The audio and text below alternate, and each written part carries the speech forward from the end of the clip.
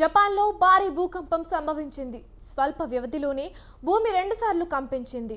Richter స్కేల్పై 7.1, మరోసారి 6.9 తీవ్రతతో భూకంపం సంభవించింది.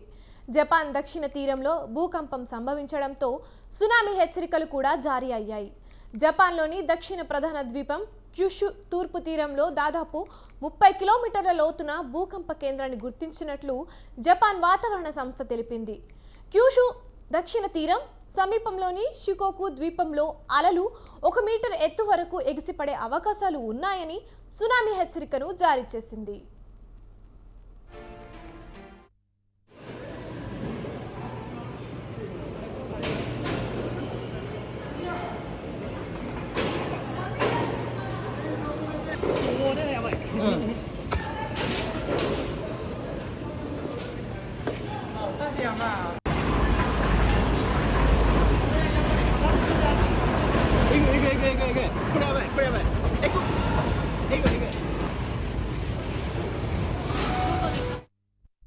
జపాన్లో భారీ భూకంపం సంభవించింది.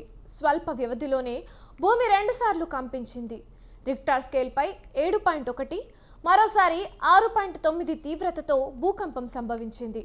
జపాన్ దక్షిణ తీరంలో భూకంపం సంభవించడంతో సునామీ హెచ్చరికలు కూడా జారీ అయ్యాయి.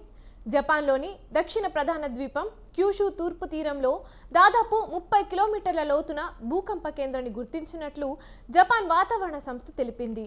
క్యూషు దక్షిణ తీరం సమీపంలోని షికోకు ద్వీపంలో అలలు 1 మీటర్ ఎత్తు వరకు ఎగిసిపడే అవకాశాలు ఉన్నాయని సునామీ హెచ్చరికను జారీ చేసింది.